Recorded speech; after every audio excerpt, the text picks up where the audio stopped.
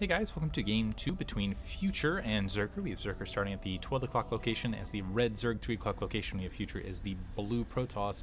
And once again, this is a very difficult map for Protoss. You've got an extremely wide open map ramp. Mutalisk so strong on this map, it's not even funny. They just have a field day. On top of that, when you start expanding further and further away, so mobility plays a larger and larger role. So and also scouting is absolutely impossible to deflect as a Protoss player, just because you have overlords that can just approach everywhere, that can kind of float along this destructible rock, they can just charge in the main, they can kind of hang out behind the natural expansion to check that information out. So really strong map for Zerg once again. But Zerker game 1 just seemed like he kind of lost it, fell apart. Looks like we're seeing a very early scout from Future, actually after Pylon, so he wants to get a good eye on what Zerker's doing, perhaps disrupt another fast expansion. But yeah, that early hatchery block just really threw Zerker off, and let's see if we'll see some similar play now from Future. Looks like Future not planning on, well, he's still got a little bit of chrono boost, but I assume he's going to just expend it on probes thus far, because he hasn't been continuing to use it, so it doesn't look like he's going to go for any sort of early game rush with probes. Another quick gas from Zerker, probably going to plant down his spawning pool very rapidly to follow. Sending out his own drone scout to get a good look inside Future's base. Future just planting a gateway along that corner, and Zerker also having that overlord scouting the front door of Future's base. And Future, kind of an obligatory pylon right here. I think he saw the gas and I think he saw that spawning pool, but still wanted to plant that anyway, which might as well, because oftentimes, first of all, you're going to delay that hatchery no matter what. If you're continuing to produce probes on time, you're not really being held back. You might supply cap yourself if a couple Zerglings are produced early, but let's say if Zerker a little bit later doesn't hurry up and take that pylon down once you have warp gates out, all of a sudden that pylon is a forward staging point. But usually what you'll see is the first 4 Zerglings taking that pylon out, and at the very least, you're slowing down any sort of quick hatchery build until that pylon is taken care of. So I think it's worth the money no matter what, oftentimes. That's obviously Future's, well, not always, but that's obviously Future's sort of style at this stage, and he's definitely wanting to try to slow Zerker down wherever he can. First couple Zerglings being produced by Zerker, probably just to take care of that probe scout, which is getting all sorts of scouting information. Interestingly enough, Zerker has pulled back, either that drone died or pulled it back, but it looks like a pseudo front door blockade to deal with some of that early Zergling incursion. We are seeing a speed upgrade of Zergling, which leads me to believe that Zerker might in fact go for a quick Zergling attack altogether. But it looks like he's starting to deal with that pylon, at least initially, at that natural expansion. In the meantime, Future has that front door blockade, he has a cybernetics core, he has a gateway, has that nexus. And why I say that is because it's a very fast metabolic boost, considering, I mean, Zerker could have saved that, gone for hatchery instead, gotten gas a little bit later. Obviously, he's getting his natural expansion up a little bit now. I don't know, there's just not a lot of reason to get Zergling speed at this stage, particularly with the Overlord coverage, unless you want to have Zerglings in the mid-game in particular. So I'm curious, once we see that natural expansion up in the next Overlord pop, if we're just going to see a whole lot of Zerglings produced from Zerker.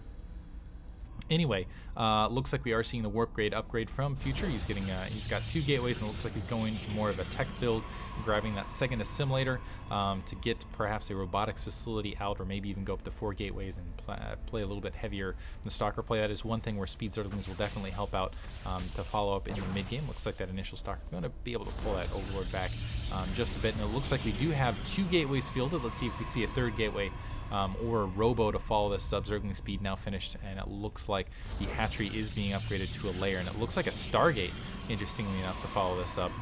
Let's see if really it's going to be critical that Future can just repel this, the scouting information. And I like the fact that he's decided to go to kind of open Stargate, and ooh, this could really hurt for Zerker, because Zerker actually opening up with roaches off 2 bases.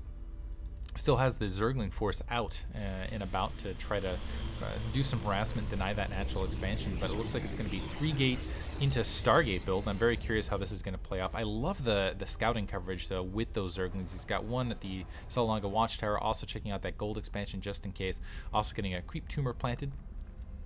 It looks like he does have that secondary up and running, and ooh, this is, Now that Overlord just kind of wandering out to the north. Zerker actually falling quite a bit behind, though, as far as just raw production count. He's not that far behind economically, but still somewhat behind in drones. And it looks like Future going for some sort of timing attack here. He has producing a couple Zealots, a couple more Stalkers. And it almost looks very similar to that initial build. And it looks like it might be a Void Ray combination Zealot Stalker attack. There's the amount of Zerglings I was hoping to see a little bit earlier in this match. But this Void Ray, wow, is going to be almost completely unopposed. Zerker needs to actually get some additional queens out to try to deal with it, but it looks like it's just going to be 2 queens to try to defend everything, more or less. And here comes the Stalker. Here come the Stalkers and the Zealots. Between the Roaches and the Zerglings that are going to be out in the field, Zerker will be able to fight that off, but he's going to have significant trouble against this Void Ray, which is now moving in directly towards his base.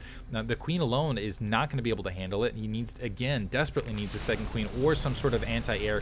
Future initially charging up on that Extractor. That Queen actually fleeing. The Stalker's now moving up actually in the high ground to provide a kind of a pincer attack, running into a dedicated rush force, and it might come into an elimination match here because Future might be able to get that main down, but he's going to have to deal with what looks like a significant Roach Zergling army to follow this up, and it looks like the Queen's actually coming off the line to engage it here. But yeah, actually the Void Ray, instead of focusing on the layers, just picking off drones very rapidly.